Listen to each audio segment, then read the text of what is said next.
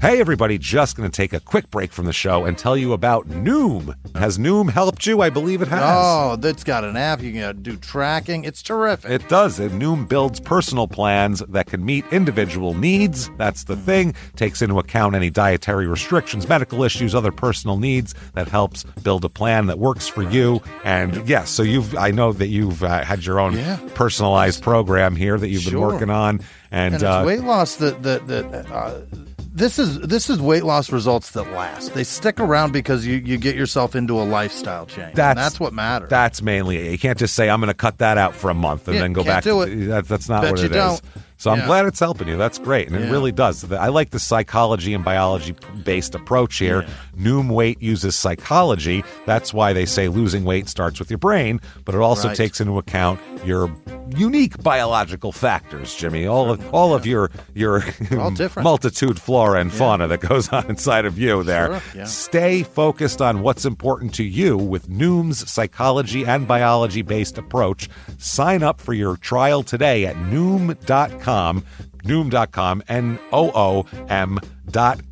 here, based on 3.5-year study of actively engaged Noom users with minimum starting BMI of 25. Individual results may vary. Visit our website for more information.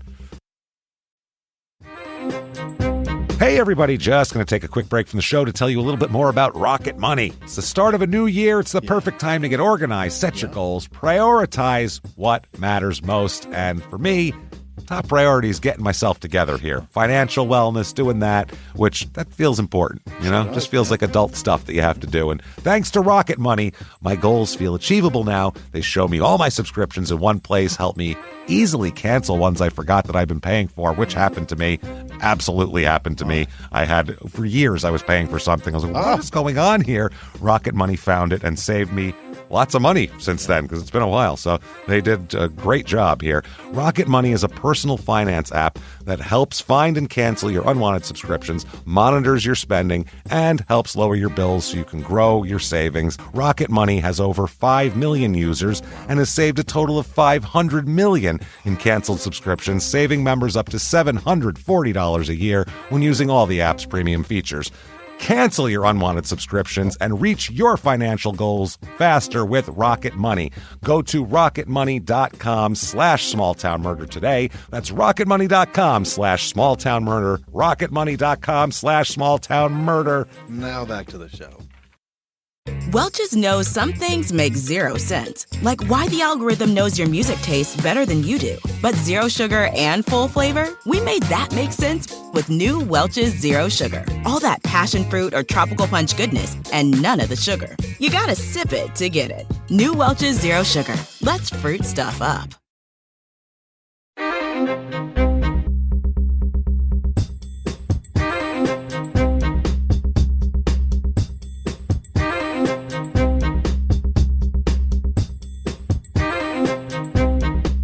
Hello, everybody, and welcome back to Small Town Murder Express. Yay, and choo-choo. Oh, yay indeed, Jimmy. Yay indeed. My name is James Pietragallo. I'm here with my co-host. I'm Jimmie Whisman. Thank you, folks, so much for joining us on another one. This is a crazy-ass episode, by the way. You buckle up for this one. This might be the craziest episode since the guy on the bus in Canada. Remember that episode? Boy. Yeah, the guy on the bus and all.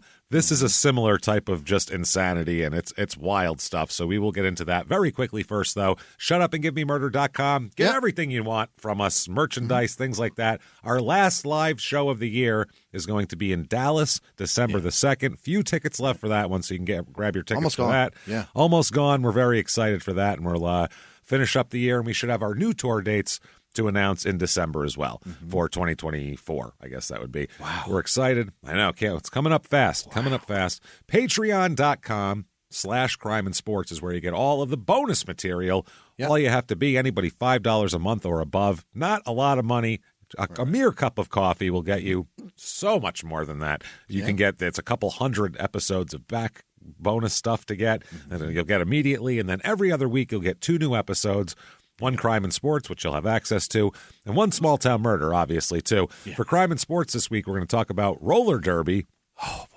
What the hell's up with roller derby? What is it? It's had a very crazy history with being like one of the most famous things in the country. It was a big glitzy thing at one point in the 50s, and then then it went away and it came back. And is it like wrestling? Is it real? I see chicks punching each other. Is that good? I don't know what's going on.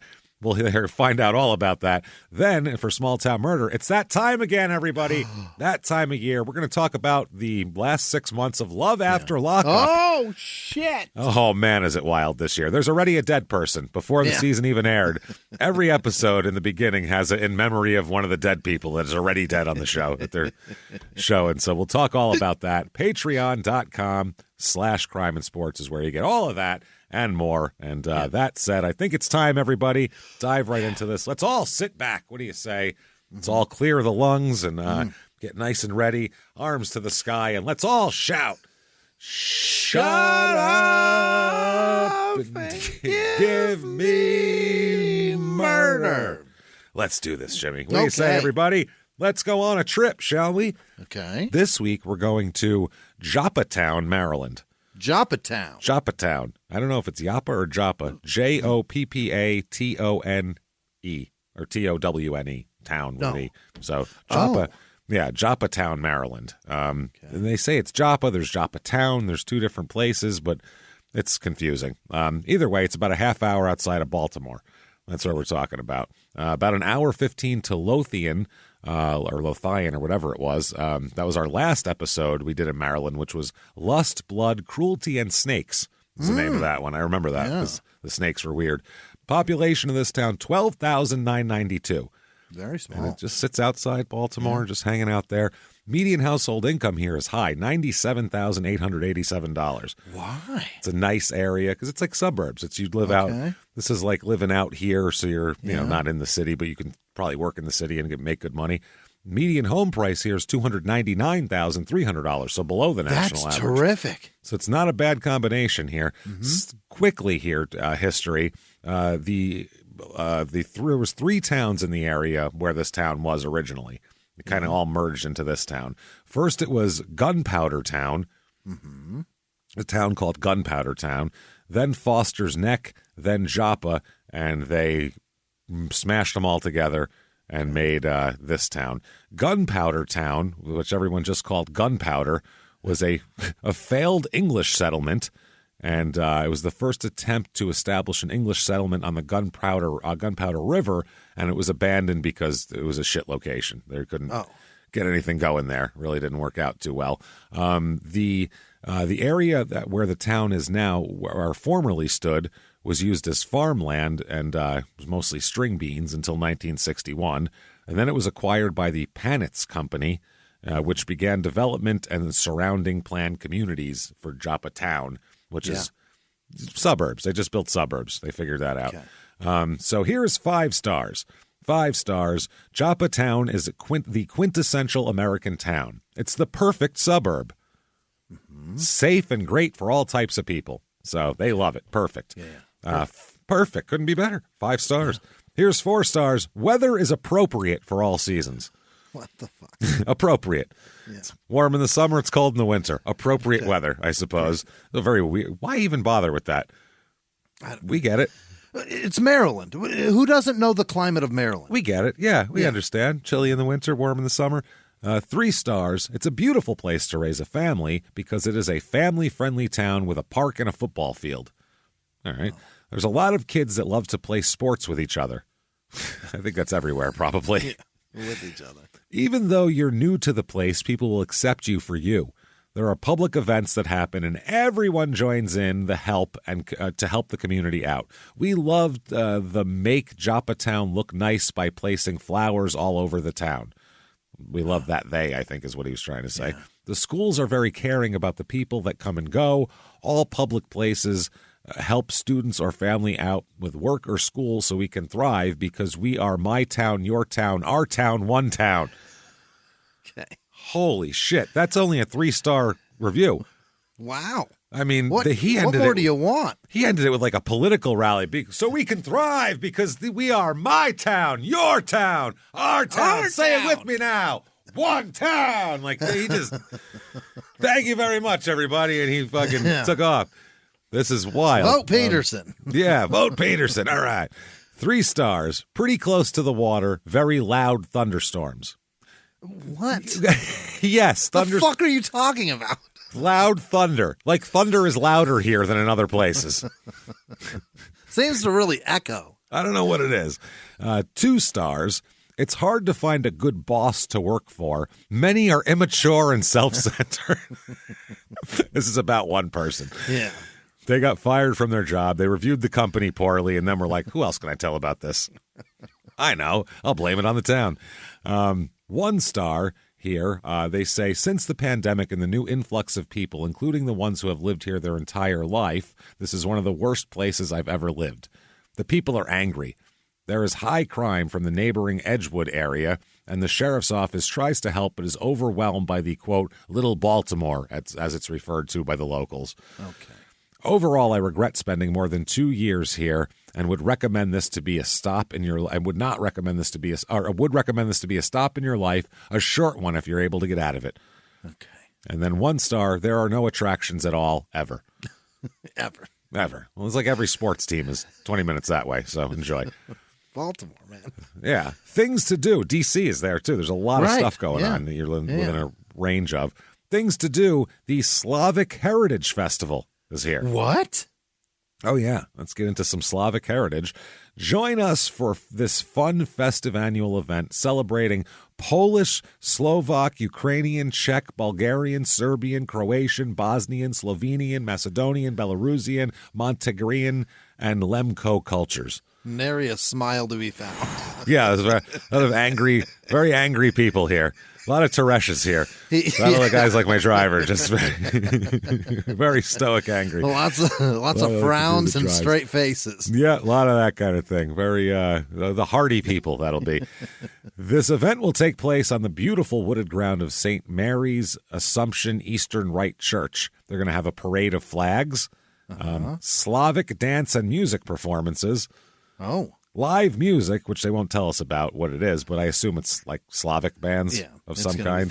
Yeah. I'd like to see a Slavic metal band, I think. That'd be pretty cool. I don't think that's going to traditional Slavic. Probably not. No, there's just the one band just called the Belarusian Bop, and it's like, it's like a 50s band. It's probably a lot of wind instruments. Yeah, a lot of that. Traditional Slavic food and drinks, vendors, artisans, arts and crafts, games, raffles, a beer garden, fun for the whole family. And then at the end, they make sure to tell you this because you don't want to drive people away. You need not be Slavic to enjoy this fantastic event. Everyone is invited and welcome. And welcome. Not only are you tolerated, not smile with us. Yeah, come in. Don't look like you're having too good of a time, though. We've all been through a lot. None of these countries have a very easy history. They're all a lot of strife going on. There's been like 800 civil wars between these 12 countries they named here. So I see a lot of very strong men swinging fucking hammers. Yeah, that's the competition. Who can swing a hammer the hardest? That's one of the games they play there. They said games, raffles, that's it. Yeah. There you go.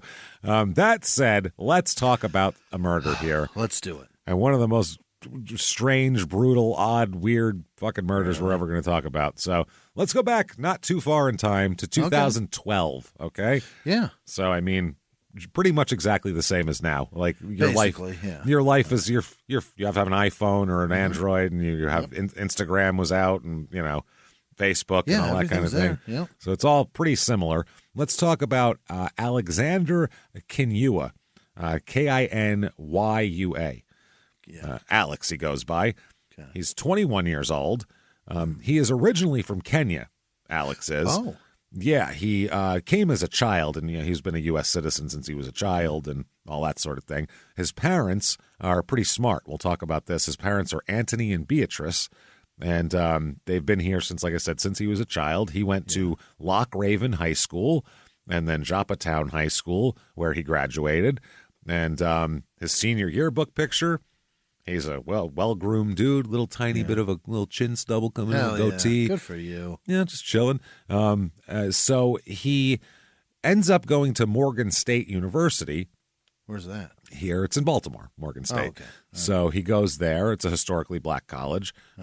He goes to that one. He's an engineering student there. Hell yeah. With a 3.8 GPA as well. Jesus. So that's a smart guy.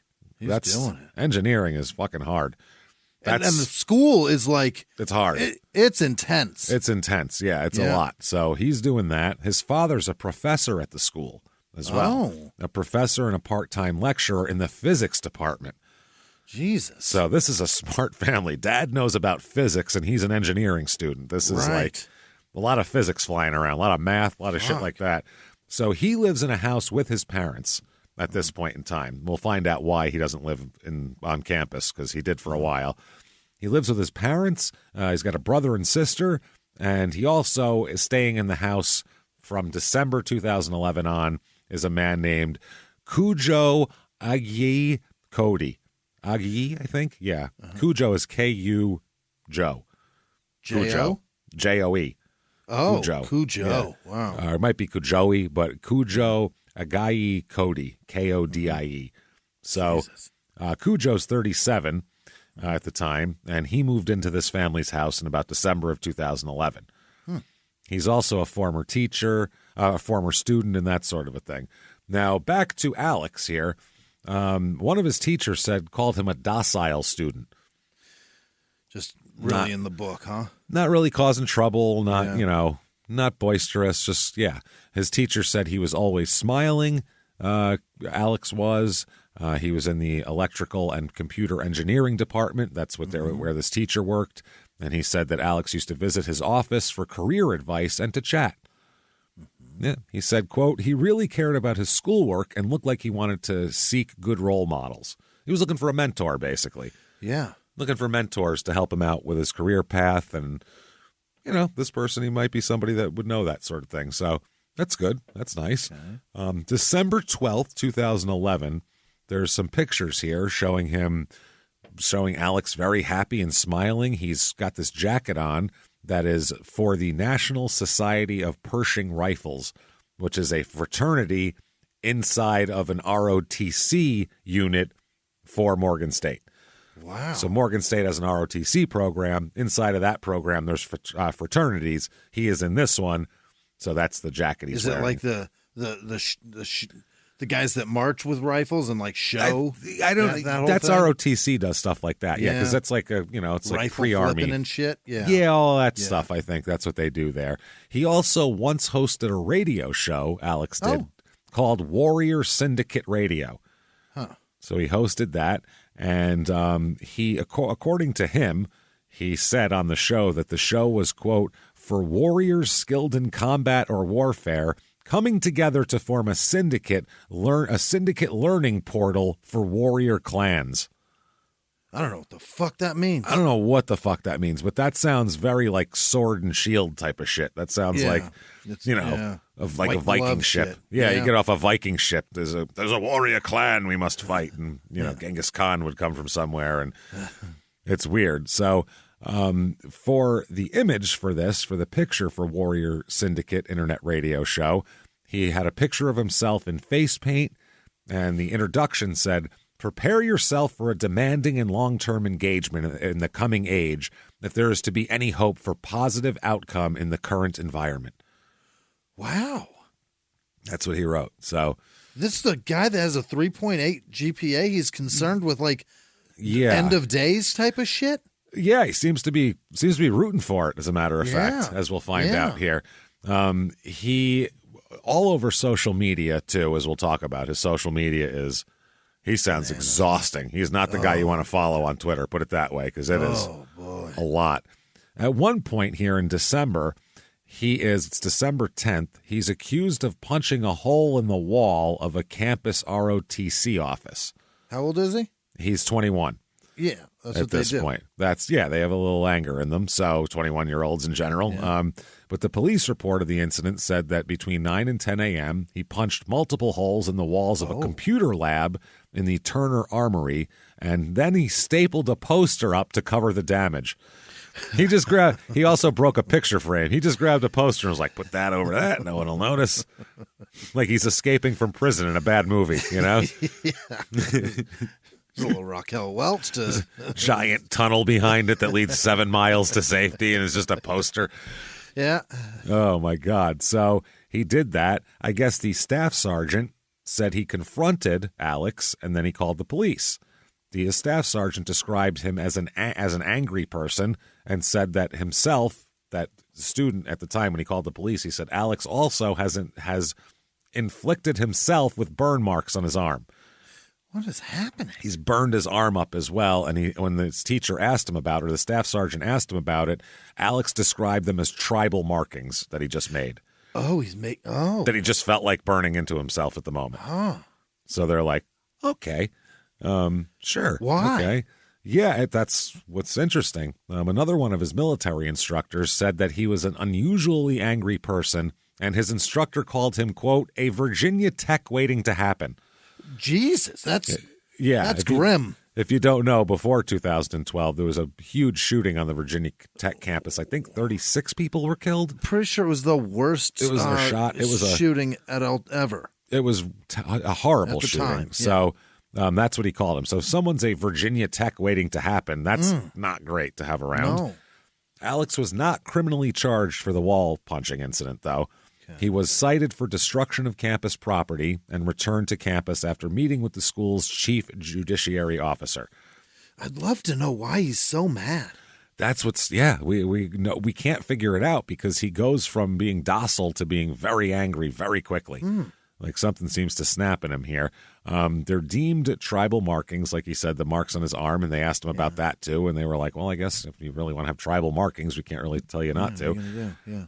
They said, though, that when the one instructor told the judiciary guy that he is a Virginia Tech waiting to happen, that's why they were doing this review. Yeah. They said that he was terminated from the ROTC program at this point. And they had two cadets escort him to his locker and then out the door. So they didn't even want him like on his own in there. Yeah. He was, They said they spoke to him and he was in reference to any emotional or psychological issues.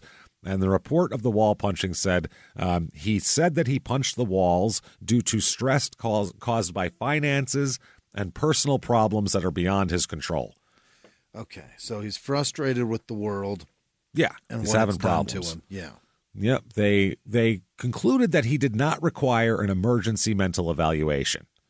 Really? The officers, yes, they concluded that he might just be stressed out, but he's not like lock this guy up, straitjacket kind of shit. In 2011, we were all pretty mad. Everybody was a little upset. Well, people have been angry for a long time. Yeah. So. Other students told stories of weird behavior, including just casually talking about human sacrifices all the time. What? Which isn't normal behavior. So then January 31st, 2012, he is at an anti-hazing forum here. Right. Okay. He goes to that to, contribute, I guess. All he does is walk around talking about human sacrifice the whole time, though. So that's odd. They said in the school's video of the event, he's bearded and has glasses on, dressed in a blue jacket and a big silver necklace, and he's introducing himself to people by his full name, full first, middle, last name. Wow. Not just Alex. They said his remarks are a little odd, but he asks about, quote, collaborating more as it comes to university shootings. He said, I hear a lot about hazing, but my question is about protecting kids. Is about protecting kids, not kids, but young men and women from university violence. Virginia Tech was something very controversial. That's what he said. That's what he keeps talking about. Students can be heard. He gets on the mic and says this. Wow. And they said kids can be heard like kind of laughing and like kind of like, what the hell is this guy talking about? Then he refers to a notebook and asks if the university could develop an off-campus hazing policy referring to blood sacrifices. What's the university's blood sacrifice policy? Because it says we're not supposed to haze. I see a lot about rape in here, but I see very little about blood sacrifices, and that's really what we should be concerned about. Blood sacrifices. He's on the microphone saying this. I've never heard. Okay. Serious, like we really need to work out a program to deal with blood sacrifices, obviously. And people are like, what the fuck is this guy talking about? When did we have one? He said, blood sacrifices, I just want to inform people because most people are unaware of it. I mean, yeah, because Huh? It mostly never happens. This is about hazing. This is a fucking hazing event to make sure. We just don't want the football team putting pencils in each other's assholes. That's man. it. I was just going to say, we just want the linebackers to stop sticking things up the new running back's asshole. That's all we're trying to do here.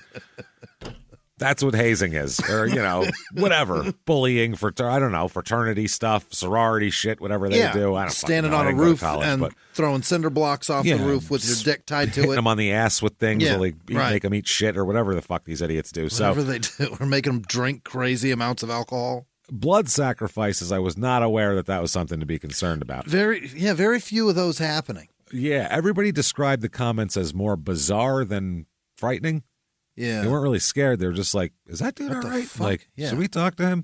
They said, though, but nobody there, even the people, the judicial officer that was familiar with him from the ROTC incident was even there, and none of them did anything about it. They didn't say, maybe we should talk to him again. Yeah. No, they were like, whatever. His Facebook page, and we'll talk about this, and his Twitter account, they just all sorts of references to Virginia Tech, a lot of death cult references, blood sacrifice shit, stuff like that. It gets weird. He's scattered all over the place. They said mainly his internet presence on social media seemed to focus on military documents that he wanted to see. Yeah. Videos, quote, videos depicting fighting. So World Star. Yeah. Dumb blood shit like that. Yeah. And general appreciation of violence and disorder is how they described it. Okay. Yeah. Many of his tweets also are not coherent at all. They're all it's shit that makes sense in his brain, but no one else has the reference to it, so they don't know what he's referring to. Yeah. He tweeted at one point, well, not at one point, he tweeted hundreds of times the same exact phrase over and over. What is it? Come hell or high water, 4 exclamation points. Keep on keeping on, 3 exclamation points. He tweeted that hundreds of times? Hundreds of times. Come hell or high water, keep on keeping on. Keep trucking, brother. That's, what is he? This is 1975? I have no idea. Keep on keeping on, brother. Oh, I sure will, buddy. I'll see you at the Doobie Brothers show. You know it, buddy. If not, the Allman Brothers the next month, buddy. That's right. And what the fuck are you talking about? Come hell or high water. Keep on keeping on. So is he Matthew McConaughey? That's who sounds like made that post. If he said, keep on keeping on, I would go, yeah, that's about right for him. Can't believe he doesn't sign off Lincoln commercials with that. So, yeah, weird. His social media accounts, it would be quiet for a couple days, and then one point he tweeted over 200 times in one day. Really? In a day. That's a lot of tweets in a day. Not 200? Even arguing with anybody. No, not even just posting shit. Wow. Weird shit. He had a YouTube also and a Scribed account as well. And in a Scribed account, they said it shows a big fascination with weapons. One document instructed readers on the proper way to use a rifle sling. So some of it was instructional, and then some of it was just like, this is fucking cool. You know what I mean? Oh, boy. One of them here, a second document, they said, co-opted from the headquarters department of the Army, was meant to teach soldiers how to best conduct an urban assault. He also posted a how-to guide for maintaining the M16A1 rifle. Yeah. Because everybody needs that. That guide there. Yeah. So he was just reposting military documents of hey, this is how you do this. Yeah. And how to clean the M16 or what is it? Or just how to use it? How to maintain the M16A1. Yeah. So he said there was a video entitled Black God's Attack. And he commented, I just made my own quote. No bastard ever won a war by dying for his gods and goddesses. He won it by making the other poor bastard die for his gods and goddesses. 10 million plus years. What the fuck? 3 exclamation points. What the fuck is proper? I don't know what the fuck. I'd love to know what the fuck, bro, because this is very wordy. I don't think anybody's going to use it, man. It's a little wordy. Yeah, it's not catchy. I made my own quote? It's not real catchy. Yeah, no. Everyone's going to say, oh, as Alex once said, no bastard ever won a war by dying for his gods and goddesses. Hey, Hey, everybody, just going to take a quick break from the show to tell you about the safest sponsor ever, Simply Safe. Absolutely, these people will keep you safe. It's amazing. You know that every 26 seconds a burglary takes place in the United States, according to the FBI. That means that by the time this podcast is over, dozens and dozens of homes will have been targeted, ransacked. God knows what happens here. So protect your home before it's too late with Simply Safe proactive security system. Simply Safe helps stop threats before they even have a chance to break in. Named Best Home Security System by U.S. News and World Report 5 years in a row. And by us for about the last 8 years as well. If you trust us, believe me, you want Simply Safe. So visit simplysafe.com/small to claim 50% off a new system with professional monitoring plan and your first month free. That's simplysafe.com/small. There's no safe like Simply Safe. Now back to the show. This show, Small Town Murder, is brought to you by BetterHelp. Get yourself some therapy, everybody. Honestly, here. We often hear about, red flags that you should avoid. Hey, that's a lot of a thing. It's become a real phrase now, real cliche. But why don't you focus also, you look at green flags in friends and partners. Look for good things as well. Right. And maybe you're not sure what that looks like, though. Therapy can help you figure that out. What are positive things? What are the green flags? And then you can practice them in your relationship. It's absolutely a fact. And so, honestly, we absolutely are huge advocates for this. It really, really helps. BetterHelp is fully online, making therapy affordable. It's convenient. They serve over 5 million people worldwide. You can access a diverse network of more than 30,000 credentialed therapists, wide ranges of specialties there. Here's the coolest part. You're not getting along with your therapist, you're just not feeling it, you can switch at any time, no extra charge. Wow. The thing is, they want you to get help. That's it. And you can do it with BetterHelp. Discover your relationship green flags with BetterHelp. Visit BetterHelp.com/smalltownmurder today to get 10% off your first month. That's BetterHelp, HELP.com/smalltownmurder. Now back to the show. So he posted during this time in early May of 2012, he posted a bunch of strange messages on his Facebook page, always in all caps because that's the sign of stability. Yeah. In 2 of the posts, he uploaded QR codes, and these QR codes would lead you to a web page that would say the same thing that his post said. So in case you couldn't read it, you could be rickrolled by his QR code to go to the same place again. Yeah. And here is one of the following. Here's the message from the QR code. Project Crack Code, countering the destruction of the human family. Spread the message of creation support. Crack team, stay tuned for more information on survival of the human family. What the strategy and methods to counter the destruction of the black family. All ideas, suggestions, comments, etc. will be appreciated for Project Crack the Code. I don't know. Boy. I don't know what you're talking about, sir. How many followers does he have? Nobody's Not many. saying. Nobody's. No. They're probably just not. Those are accounts that aren't even on Twitter. I would think once you tweet 200 times in a day, you're going to really thin out your herd, probably, as far as followers go. Probably slow people down. Go ahead and block this guy. Minimum. Yeah, it was May 17th, 2002. He posts some shit on his Facebook page, and it says this. Hear me out, HBCUers. That's historically black college and university-ers. Are you strong enough? All caps, by the way. All these are all caps. Yeah. Are you strong enough to endure ritual HBCU mass human sacrifices around the country and still be able to function as human beings? Huh? Are you strong enough to endure ritual mass human sacrifices around the country and still be able to function as human beings? That's the question. Like he There's wants more. us to watch them? Are you strong enough to know that these colleges are having mass human sacrifices all around the country? That's what he's saying. And you're just doing your day. Yeah, it's been all too tragic with the dual university shootings at Virginia Tech and other past university killings across the country. Now for a twist. Ethnic cleansing is the policy, the strategy and tactics that will affect you directly or indirectly in the coming months. This is the brutal basis, an evil and terrifying method of this death cults. That's what he said. Any of that make any sense to you? You getting any of that?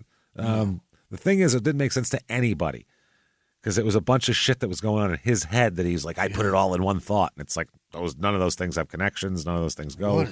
What's going on? It ends with a poll that has no fucking connection to the statement.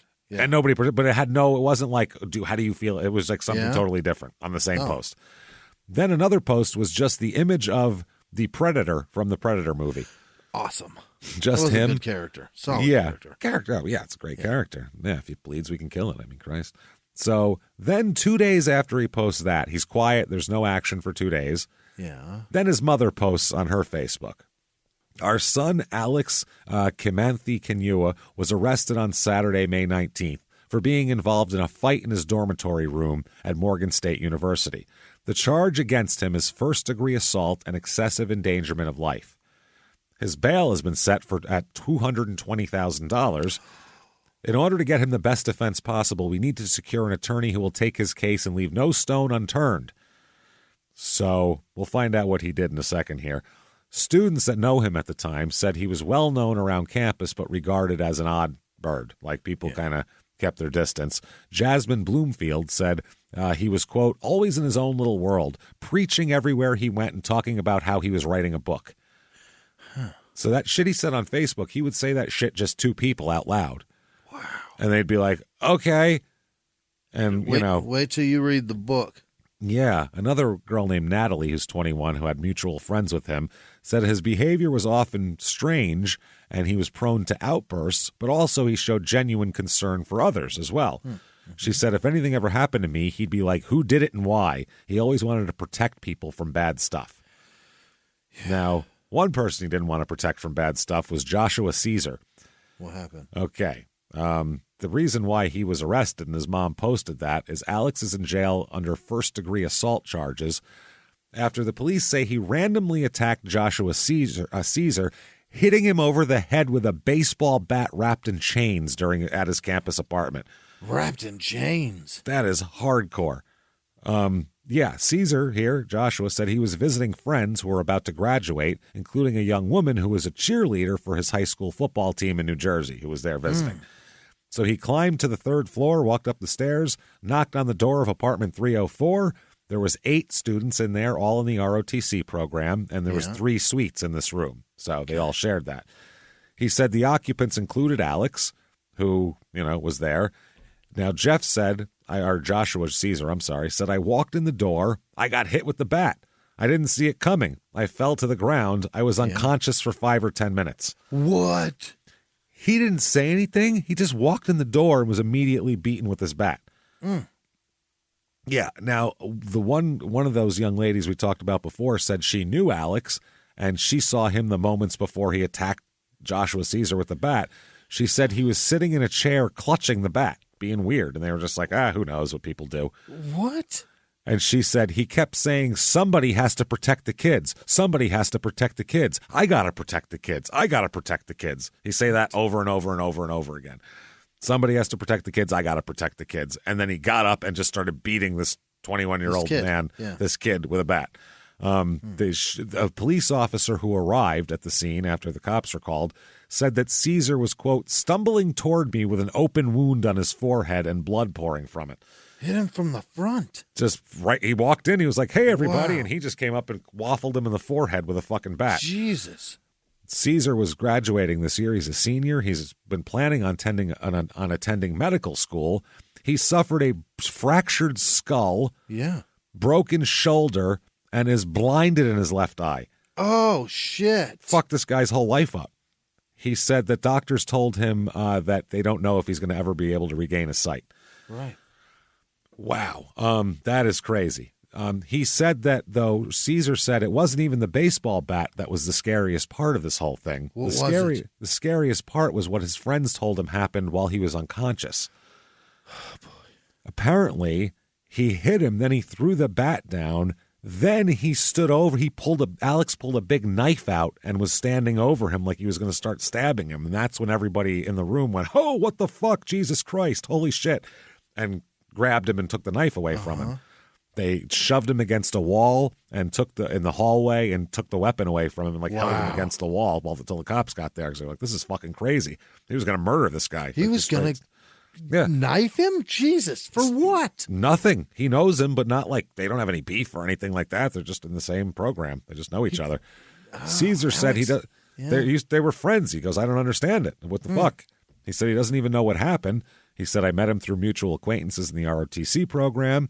And, he said that as Alex got weirder and weirder, he said that other people would start to shun him. And he said, I stayed his friend. I stayed nice to him. I didn't throw him away, but I guess I should have. I don't know. No I'm the one he attacked.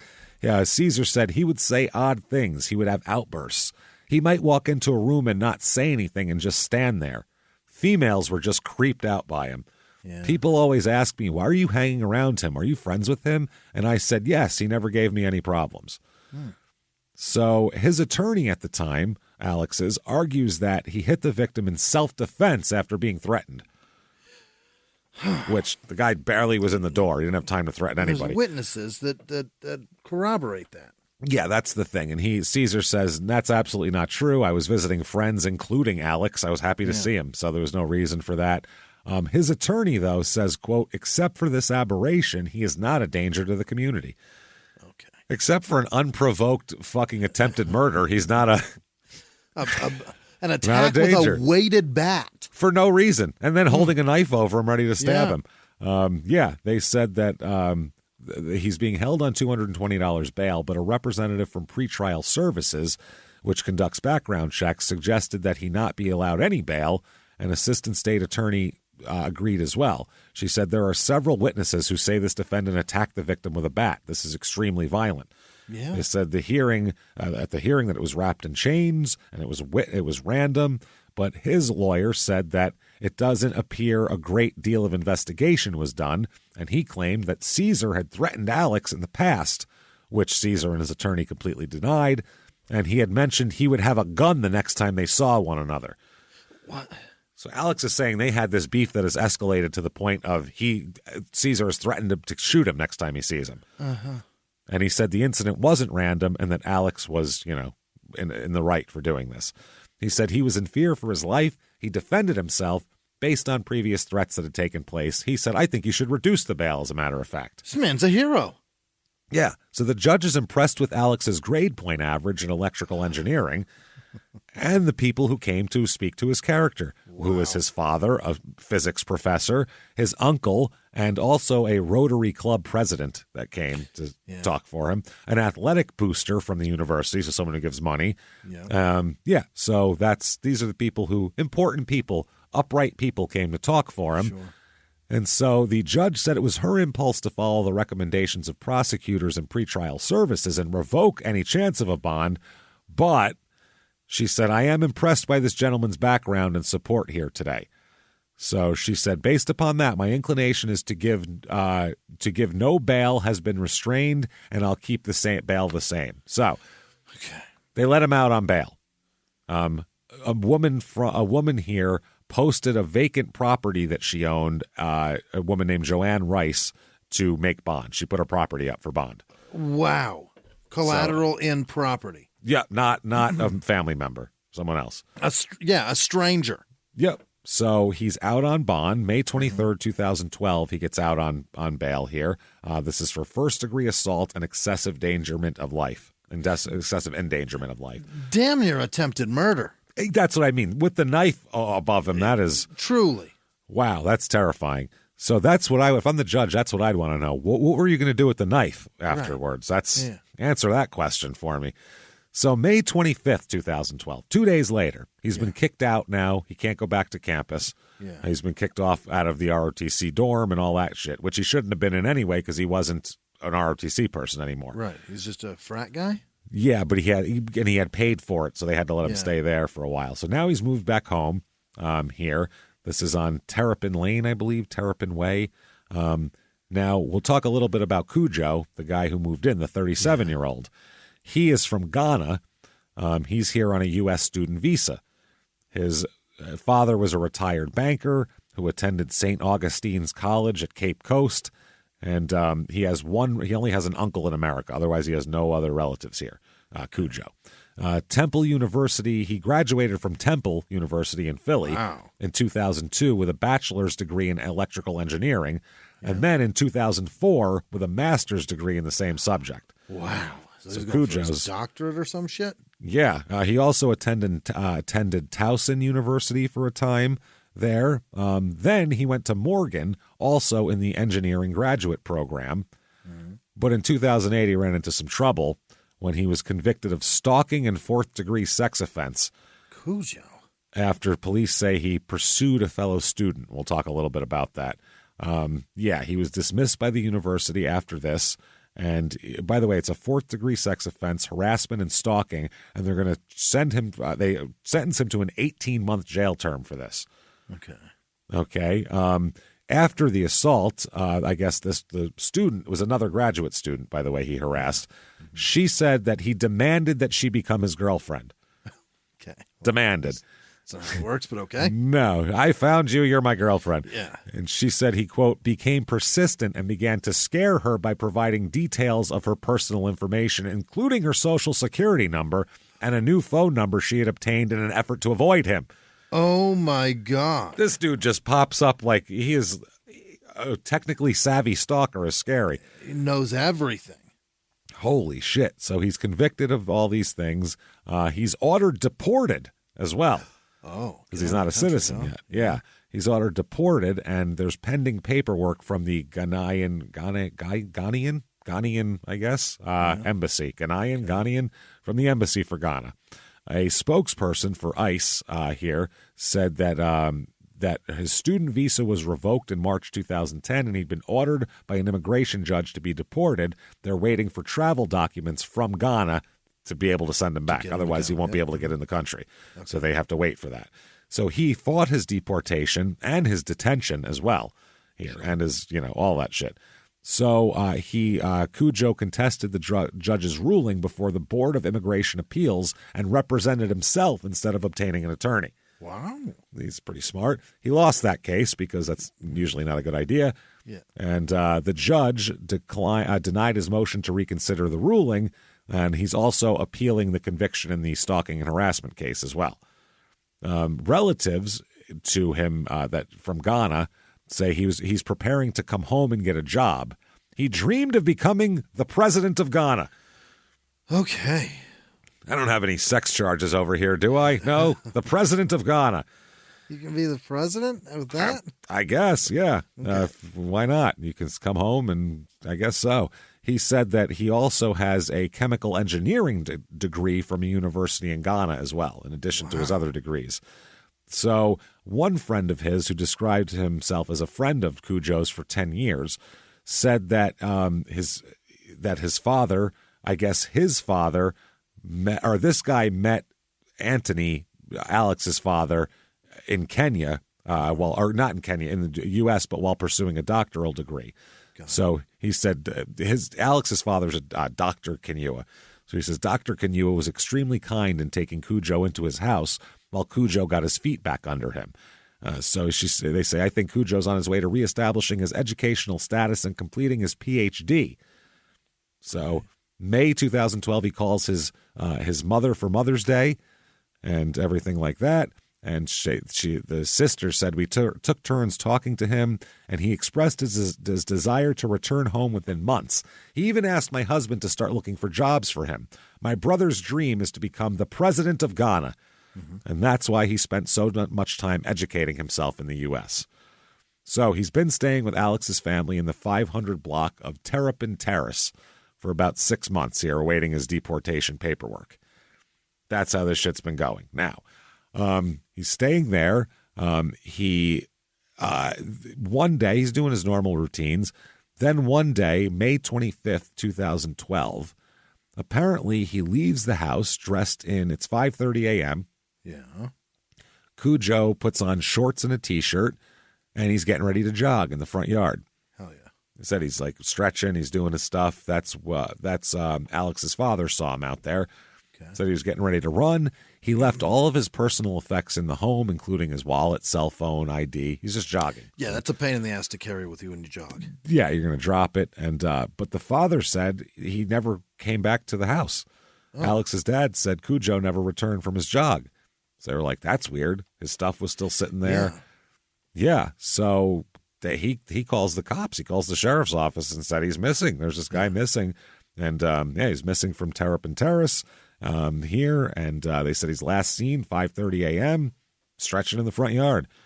Like, okay. Oh, boy. So the next day, it's assigned to the Criminal Investigation Division of the Harford County Sheriff's Office. And so they do an investigation. A detective contacts, first of all, jails and hospitals. Number one, you got this guy? No? Yeah. Okay. Nothing there. So he conducted numerous interviews with people who knew him personally. Everybody said they haven't talked to him. It was 5:30 in the fucking morning. He hadn't talked to anybody jogging. yet. He's not back He was jogging. Yeah, they don't know where he is. So May 29th, 2012 comes around. Days go by. He's been gone 4 days. Yeah, it's almost a week. Jesus. Yeah. So this detective begins contacting the residents of this house where he lives. And he was advised that Cujo had not returned home, and they had no other information. Saw him in the yard, didn't see him anymore. So they were like, okay. Look in the paperwork. That's all we got. Yeah, so the detective just gave everybody his card and said, if you see him, if you hear anything, give me a ring. That was that. Sure. So that was earlier in the day on May 29th. Then, later on in the day, about 10:30 at night, the detective is contacted by Anthony, by Alex's father. And he said, know that guy you're looking for, Cujo? Yeah. Well, I think I may have found him. You got him? Not sure if it's him or not, but I think I might have found him. Hard to tell because my son Jared, my other son, not Alex, Jared, he found what he believes to be human remains in my basement. So you should probably come check that out, maybe. Might be him. If there's a guy missing and there's human remains here, then you should probably what kind of maybe remains? Check that out. Well, we'll find out. It's not just remains. It's something. So Jared had gone downstairs, and there is, I guess, tin boxes is how it's described, with towels over them. Mm-hmm. And he finds down there in these boxes, because he's like, what are these boxes? And opens them up. He finds a head. Oh. A human head and some hands in this box. Hands are on a plate. We'll talk about that. The hands were on a charred serving dish. A charred plate. Like if you go to a steak place and they do the last little finishing with the butter on the plate, and it's all like that. Wow. With hands on it. And so he said he saw that. He said, he goes upstairs and says, I found human hands and a skull in 2 stacked metal containers under a blanket in the laundry room down there. Mm-hmm. I'm going to do that now. This is crazy. So the father says, holy fuck, goes with Jared down to the basement. As he goes down there, they don't find the parts right there, but they do find Alex cleaning the metal container with Pine Sol. What? Pine Soling the inside of it. Hi, guys. How you doing? Morning. Best time of the day to go fuck yourself, as they'd say in Deadwood. I love that's my favorite line of all time. So the father called the police, and obviously the police came, and they said when they got there, they found several family members in the basement in a semicircle around a large aluminum serving dish on the floor. That's where the hands were.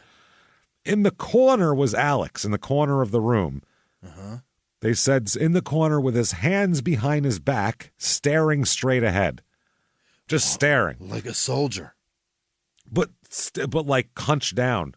Like just staring. And like the fucking kid from The Shining when he was lost to shit. Like one of the, like just staring. Like the whole family's around a semicircle of body parts, and detectives have arrived, and he's not changing expression or acknowledging any of this. So they said that inside the pan were run marks and liquid. Oh, Jesus. Yeah, so the brother, Jared, said he saw human hands in the pan, but now they're gone. And at that point, Alex jumped up and said, no, you didn't see human hands. What you saw was a fox. A human What is going skull on? Yeah. and a pair of human hands, he said, was a fox. Yeah. He said, what you saw was a fox that I caught and I tried to cook, but it didn't work. And what'd you do with it? That's the thing. The hands were cooked on a plate. That's the problem. Jesus. Hey, everybody. Just going to take a quick break from the show to tell you a little bit about Sono Bello. You know, the most known secret with celebrities and influencers and all these famous people is so many of them have had lipo. They've had lipo, whether it's a little touch-up here or a total makeover. Yeah. Nobody has a perfect body. That's the thing. No. They may look like it on TV, but there's things that help that. Absolutely. Lipo now has changed, and Sono Bello's been at the forefront with using LAL technology and getting those beautiful and natural outcomes for each person. Looking real natural. Our friends at Sono Bello are offering their best deal. You're now included in their winter savings event, but appointments are limited, so please get on this. Sono Bello doctors are masters in micro laser fat removal, a brilliant technique that removes stubborn fat permanently. Wherever your problem areas are, tummy, love handles, thighs, arms, it's gone in one comfortable visit. Eating healthy and workouts are great. Keep doing that, but if you want to lose that stubborn fat in one visit, check out Sono Bello. Save big during their winter savings event. Schedule your free consultation now at sonobello.com/smalltownmurder. That's sonobello.com/smalltownmurder. Now back to the show.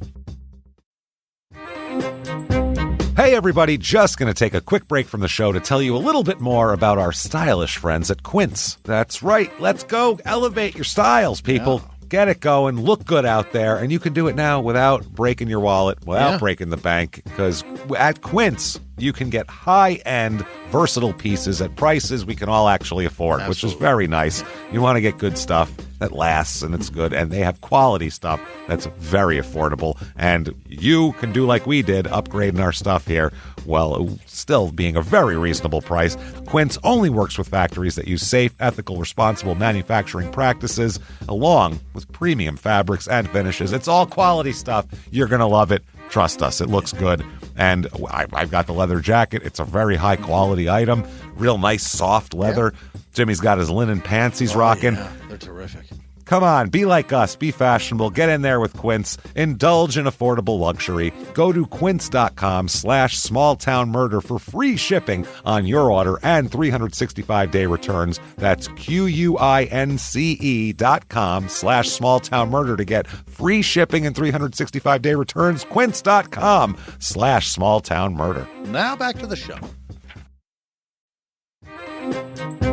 Hey everybody, just going to take a quick break from the show to tell you a little bit about a very cool place, Thrive Market. Yes, we are both looking to get into the healthy swing this year. The problem is I don't know what's in everything, and I don't know if even I'm qualified to even read the labels to know if that's good or that's bad. Right. There's chemicals and things, and there's things floating around. I don't know what I'm doing out there. One of my favorite features, and I know you were talking to me about this, is the Healthy Swap Scanner in the Thrive Market app. Yeah, it's simple. You scan any item, and it'll instantly suggest a cleaner, healthier grocery alternative, which is it's great. Amazing. Yeah. That's great. Thrive Market also takes the guesswork out of finding these safe, healthy foods. For example, like I'm trying to get my protein intake up for energy. I'm always moving around. I need stuff, and I love that you can filter their site by the high protein options. Nice. It's very cool, and you can personalize this portion, and you can put filters on it, and get ready. You should be ready for a junk-free start to 2025. Get ready for it and head to thrivemarket.com/smalltownmurder and get 30% off your first order plus a free $60 gift. That's THRIVE market.com/smalltownmurder, thrivemarket.com/smalltownmurder. Now back to the show. He said he tried to cook them, so that's what you saw. And police do find a metal cage and a plastic tub with decaying animals in it in the backyard, by the way. Okay. So he has killed animals and has them in the backyard for that. So, holy fucking shit. And Jared said when he first got down there, Alex was throwing a blanket on top of these boxes real quick. That's it was like looked like he was doing it fast. And that's when he said, what the fuck? What is that? And he said, it's an animal. Don't worry about it. So they go upstairs, the police go up to the second floor. That's where they find 2 human hands and a head. Alex had hid them upstairs. Oh, boy. So, yeah. they get him in to the police station, and they go, obviously, we'd like to know what happened. What the fuck, man? Most of all, we'd love to know, where's the rest of him? Where'd you get these? Who is it? And where's the rest? Where's the rest? Because head and hands don't make a human whole body. No. What'd you do with people? And he said, well, I'll tell you what happened. By the way, they said the body must be identified officially, but we strongly suspect this is our missing person. Probably good guess. Good guess, yeah, probably. So he said, well, he said, I found him sleeping. So he must have come back from jogging and went back to sleep, possibly. Okay. He said, I found him sleeping, so I murdered him with an axe. Yeah, I chopped him up good with an axe. Then I dismembered him because I didn't want him to be in one piece. Yeah, obviously, he'd come back to life and haunt me. I got to put the parts in different places. Yeah. Then I ate his brain and his heart. Holy. I ate them. Just was hungry. The rest of him is digesting? Well, I ate his brains and his heart, and then I put his arms and legs and torso.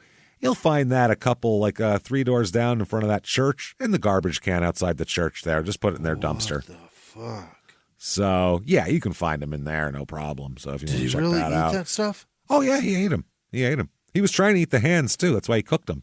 But his brother caught him. Otherwise, he was eating the hands, too. That's what he was doing. Yep, he was like, yeah, I was going to eat the hands, but, my fucking brother getting in there. Is there much to him? Yeah, it's no. I would think it would be not a lot. Not a lot. Not a lot of meat. I've seen my grandmother and all the old Italian people in my family eating chicken feet back in the day, and it feels like that would be the similar experience. I would assume it's like chicken wings, that amount, you know what I mean? Maybe, if that. He was cooking them, though. Wow.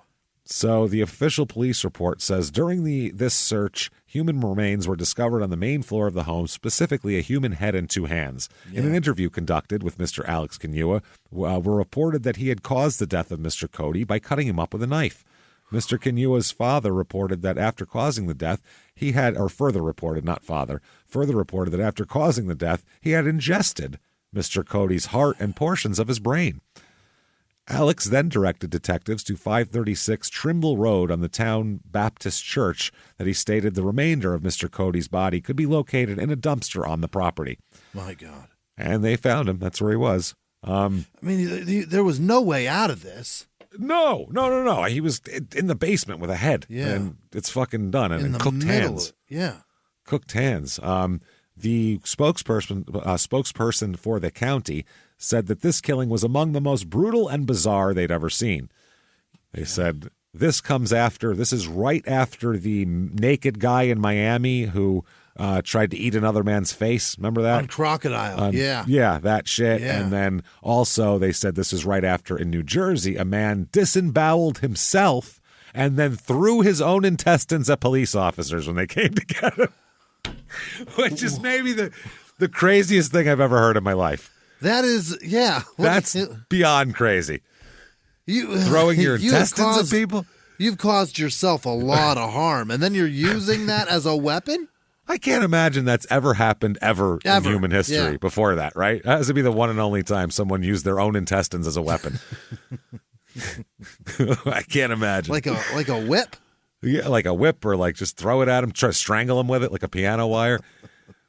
So the sheriff, Jesse Bain, said of these allegations, I've been with the agency 40 years, and I would say this is the first time I can remember where someone was placed under arrest in Harford County, and part of his crime was he consumed the victim. I've not encountered that in this county, and I hope we never encounter that again. He's a cannibal. That's wild. He cannibalized a roommate. That is crazy. A family friend. So the authorities are exploring whether or not others participated in the crime or knew about it ahead of time based on inconsistencies in statements made by the suspect's family. Now, when contacted by the press, they said that the son said that his parents were resting and the family did not wish to speak to the media without an attorney. Okay. That doesn't sound good. So the whole place is a crime scene. The whole street is a crime scene. The church is a crime scene. Everything is blocked off with fucking tape. There's so many crime scenes. It's a lot, yeah. So They said that his confession was very matter-of-fact, too. He was like, yeah, I cut him up with a knife, and then I ate his brains, and I ate his heart, and then I took his stuff, and you could find him at that church. Just like real... Tried to suck the fingers dry, but y'all caught me. That's it. Shit, I heard finger licking good, and I figured I'd try it, and then it wasn't that what I thought. They said, though, they don't have a motive for the crime. They said they don't know... Why? They said, why? Yeah. And he was like, I don't know. He had to do it. Just said I had to do it. That was it. So they don't know. So they were like, they don't know at this point. Is it a mental thing? Were there drugs involved? What the fuck's up with this guy? So they were consulting it's so strange that they're consulting the FBI's behavioral analysis unit just to find out, Somebody tell us what the fuck. Why did he do this exactly? Yeah. So now Cujo's family, their reaction, his sister said about the parents, Daddy is in a state of shock, does not want to believe his son is dead. We look at the picture that went with the story and see the smiles on his face, and we do not want to believe he was dead. Neighbors called the Canuas, one neighbor, Mary Ellen Murray. She called Beatrice and Antony. They said they're quiet, wonderful people. They would give you the shirt off their back. Nobody has anything bad to say about them. Right. She said she knows their children from the kids playing around. She said you wouldn't have expected anything like this out of them. I'm sure, yeah. Like who the fuck would you? Hey, look at them. They leave all that shit out in their yard. One of them's going to eat the other one. I know it. I know he's going to eat him. I feel it. He's going to behead him. I can tell just by looking at him. He's got a hankering for brain. I could see it. A heart meat, maybe. I'm not sure. Everybody's just in shock more than anything. She also said that's all anyone's been talking about. As things unfold, it's just harder and harder to take. One said they were in disbelief that this could happen in their small, tidy street of townhouses. Built in 1999. They're just off a rural, winding Trimble Road, so it's out there. They said there's still a patch of woods across the street from the development. It's rural. So not rural, but rural-ish. Welcome to Small Town Murder. Yeah, welcome to Small Town Murder. They said, quote, hopefully they can get through this thing. You just want to break down and cry thinking about what they must be going through. This is the neighbor talking about the family. Only one person who knows is the person who did it, and we might never know the real reason. Another neighbor, I think he's got some mental disturbances that he doesn't know. I don't think he knows what's going on. I don't think he's like, I'm pretty fucked up. I bet if I kill someone, I'll feel better. I think he's just... One neighbor said it just gets more shocking. You think it's bad, but then when you find out the details, you think, really? It got worse? Yeah. Welcome to Small Town Murder. That's how it works. One neighbor said, I never met them, never once. It's really sad. I never knew the victim either, but holy smokes, nobody deserves that. Holy smokes. Holy smokes, nobody deserves that. That's one way to put it. Yeah. One said, certainly nobody wants it in their neighborhood, but we've got it, so we have to deal with it. Nobody wants cannibalism on the street, really. It's not a fucking group home. Calm down. Nobody wants that on the block, you know what I mean? Drives down housing values, because really it does. It's not a fucking assisted living center. It's fucking cannibalism, sir. It's wild. Nobody wants that. Nobody wants the fucking nuclear processing facility at the end of the street.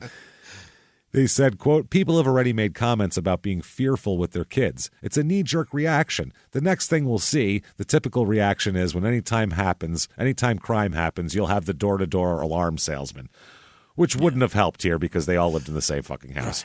Also, show me a neighborhood where somebody had their heart and brain eaten, and then it happened again. And then that happened again. Damn it, it's an epidemic. We can't help it. It's a wave of brain eating that's going on in this neighborhood. It's wild. The kids are spray painting walls. They're eating brains. They're out of control. Holy shit. Now, Joshua Caesar, they talked to him, the guy Oh, boy. Yeah, he said that he feels like he narrowly escaped without being eaten. Yeah. He thinks that's what he was going to do to me. He had a fucking knife over me, and he was going to carve me. Yeah, this was 2 days beforehand. Oh, I mean, this happened the week it happened, so he was still on the same trip.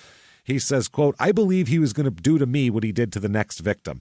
I felt all of these things that were going on could have been prevented, he said also. I mean, he was talking about human sacrifice. That should have set off an alarm. Yeah, I agree, yeah. Yeah, everybody, if you hear someone talking about human sacrifice constantly, like, maybe pay attention to that. Wow. Alert somebody. Yeah, the Caesars attorney said that he's investigating whether Morgan staff were negligent in failing to identify what he called a ticking time bomb and extract him from the university. He'd been called a fucking walking Virginia State before. Right. Yeah. The Virginia Tech, that's what I meant. University officials who'd remained quiet about the killing and the link to North Baltimore campus said for the first time that they're conducting a sweeping self-examination in the aftermath here. The spokesman for the university president said they're going to review every level of organization that might have had contact with this young man. As in every incident, we're looking at how this was handled and how it could have been handled better. Were there levels of the university that should have been in contact about this and weren't? Wow. He's like, this guy will be delicious. I just can't. How did he kill him? Did he just stab him? Yeah, he stabbed him he chopped him with an axe while he slept, and then he carved him up with a knife. And then dismembered him with a knife. That's what he fucking did. Because 2 days ago when the guy was standing, he was too hard to handle, so I need him asleep. Well, he could have done it. He knocked him out. He knocked him unconscious, and then he could have carved him up, but the people interfered. People stopped him, yeah. People stopped him. Otherwise, that's what he was doing. Man.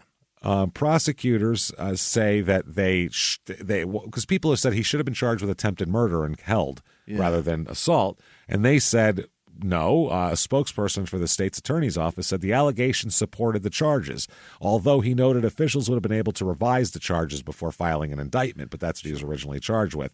Alex's attorney said the charges were sufficient. He said, let's face it, the first-degree assault charge is extremely serious. It carries a maximum of 25 years in the Division of Correction.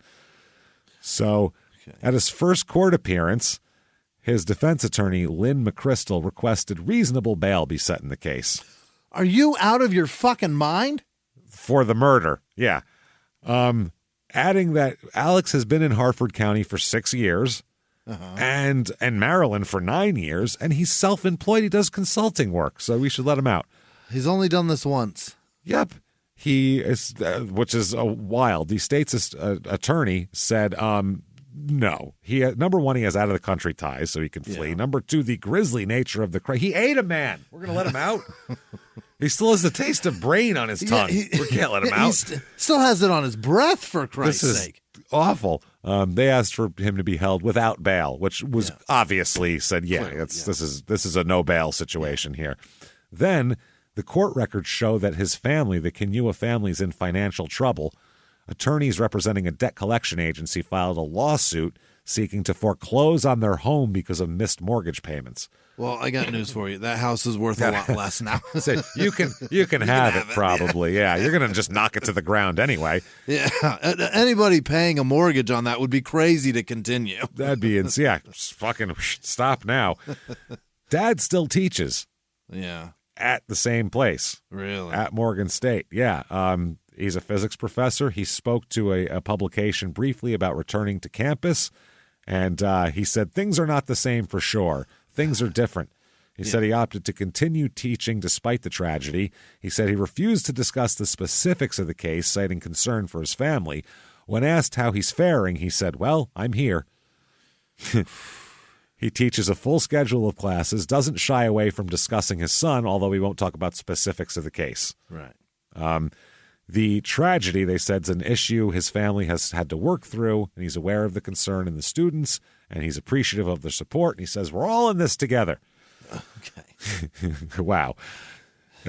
So Alex is currently undergoing mental evaluation at a maximum security psychiatric hospital to make sure that, if convicted, he faces the death penalty. You bet. So, yes, he goes to court, and he has basically there's a report from a Clifton T. Perkins Hospital, which is where he was sent, that he is mentally incompetent and unable to stand trial. Yeah, you can't. What are you going to do? His psychiatrist says the same thing. Yeah. And so the hospital said the issue is that the person may be having difficulty with distinguishing fantasy from reality, or maybe having delusional thoughts about what the judge's role is or who the judge is. Wow. Yeah. Because at one point he talks about reptile people and all sorts of shit. He doesn't even recognize the judge as authority. Wow. Nope. They said that a close friend said that they were startled about this whole thing. The court also said, quote, Alex did not impulsively commit the crime. He prepared Cujo for consumption. He prepped his stuff. He used seasoning and shit, Jimmy. This isn't just like, let me see what a brain tastes like. He preheated the oven kind of thing. He's like, I think rosemary goes best with heart. Wow. You know, it goes good with lamb, so why not heart? Similar. Yeah. Holy shit. So, yeah, he is deemed, you, sir, are guilty, but not criminally responsible due to mental illness. So he's committed forever? Well, he is committed to a mental health facility indefinitely, which means until a judge finds that he's no longer dangerous. Oh, thank God. Which could be tomorrow, could be next week. Could be 50 years. Yeah. They said that their family, Cujo's family, said that basically they derive very little comfort from this resolution because they don't have any idea how long he's going to be in there. Right. Which is true. Also, that bat assault case, he also pleads guilty but found not criminally responsible there, too. Because he's just fucking nuts. Yeah, they agreed with a psychiatric assessment that determined Alex was suffering from paranoid schizophrenia, which is in the eyes of the law, things that make you not criminally responsible for mental illness. It is very few things. Very few. And one of those is they actually think you're a paranoid schizophrenic that hears voices and doesn't understand reality. That's how crazy you have to be to not be criminally responsible. We've gone over it lots of times where they're like, oh, you're crazy as a shithouse rat, but you're not.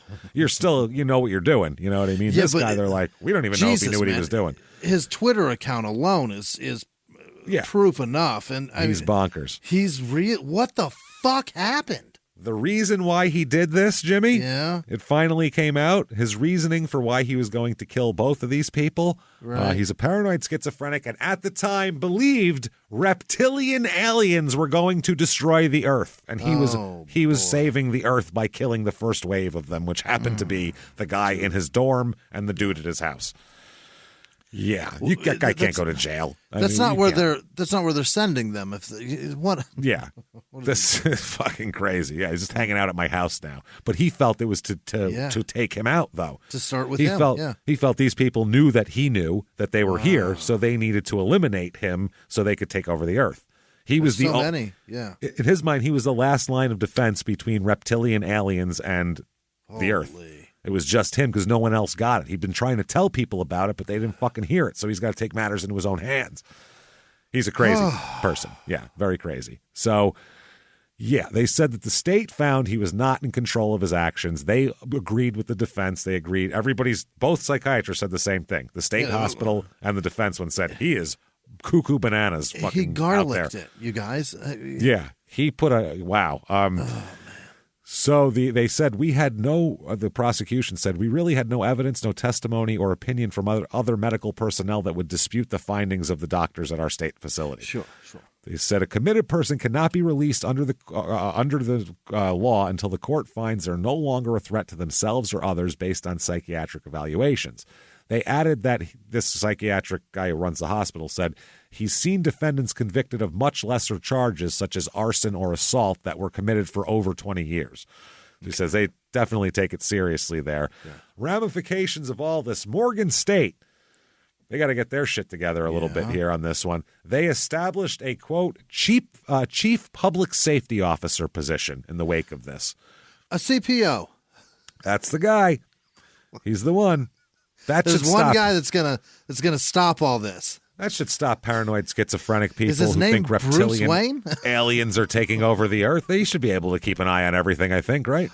We got a Batman around here. Don't worry. Yeah, that's it. We already have a Batman. That's the problem. That's why we need him. Yeah. We have a Batman, and he's terrifying. So he hits you with a bat and then tries to eat you. So there you go, everybody. He remains in the mental hospital, and I hope for a while, because obviously he's got some major mental issues. And that's beyond. I feel terrible for the guy who got murdered and all that, but I feel that whatever's going on in that guy's head must have been unbearable. I mean, think about what starts that? Normally with the murder, we're like, yeah, well, you know what? My feeling bad for you ends when you kill somebody. But this guy, I don't even think he knows what the fuck he did. No. You know what I mean? Like, he's out there. I need to know when it started and what happened. There was an event that had to have occurred because he graduated. He had a good, he was on his way together until December, and like everything fell apart in December, and then it was like this 6-month just shooting downhill on some greased up skis and just gone. So, holy shit. If you like that show, let the world know. Please. Get on whatever app you're listening on. It really, really helps. Give us 5 stars. It helps drive us up the charts, and that's really what you got to do so people notice you. So thank you so much for doing that. And everybody who spread the word on your social media and tells your friends and everything. Thank you. Thank you for doing it. It's still really important to do, so thank you for doing that. Also, you can head over to shutupandgivememurder.com. All our merch is there, everything from coffee cups to skateboards, not to mention tickets for the last live show of the year for 2023. It's going to be in December 2nd in Dallas, so get your tickets. A few left there, so get in there and come see us. We'll release our new tour schedule next month. We'll be doing that in December, so come out and see us and see a show. You certainly want to follow us on social media. We are at Small Town Murder on Instagram, at Murder Small on Twitter, at Small Town Pod on Facebook. So please do that. Please also listen to our other shows, Your Stupid Opinions, which is fucking hilarious about people's dumb reviews of everything. And of course, Crime and Sports. There's so much murder there lately, guys. You gotta, I'm telling you, you'll like that as well. So get in there and do that. You also want Patreon, patreon.com/crime and sports. All your bonus material. Yes. Anybody $5 a month or above, a cup of damn coffee, 1 cup of coffee that might not even be that good. So reasonable. Or like 200 bonus episodes to binge on that are good. We can assure you that. And then new ones, 2 new ones every other week. This week, 1 Crime and Sports, 1 Small Town Murder. For Crime and Sports, we're going to talk about roller derby. Hell yeah. Is it real? Are they fighting for real? Is it like wrestling? How do you score? It was so huge, then it went away. What the fuck happened? We'll talk all about that. Then for Small Town Murder, we're going to talk about Love After Lockup. Hell yeah. It's time, everybody, again. Love After Lockup time. There's already a dead guy, for Christ's sake. The season's not even over yet.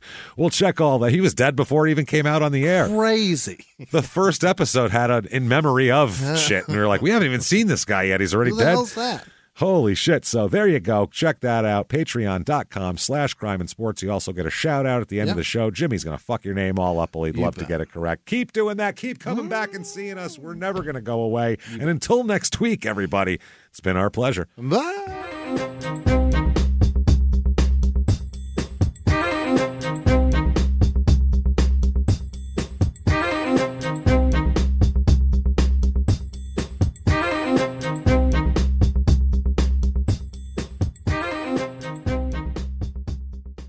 If you like Small Town Murder, you can listen early and ad-free now by joining Wondery Plus in the Wondery app or on Apple Podcasts. Prime members can listen early and ad-free on Amazon Music. Before you go, tell us about yourself by filling out a short survey at Wondery.com/survey. A few miles from the glass spires of Midtown Atlanta lies the South River Forest. In 2021 and 2022, the woods became a home to activists from all over the country who gathered to stop the nearby construction of a massive new police training facility, nicknamed Cop City. At approximately 9 o'clock this morning, as law enforcement was moving through various sectors of the property, an individual, without warning, shot a Georgia State Patrol trooper. This is We Came to the Forest, a story about resistance. The abolitionist mission isn't done until every prison is empty and shut down. Love and fellowship. It was probably the happiest I've ever been in my life. And the lengths we'll go to protect the things we hold closest to our hearts. Follow We Came to the Forest on the Wondery app or wherever you get your podcasts. You can binge all episodes of We Came to the Forest early and ad-free right now by joining Wondery Plus.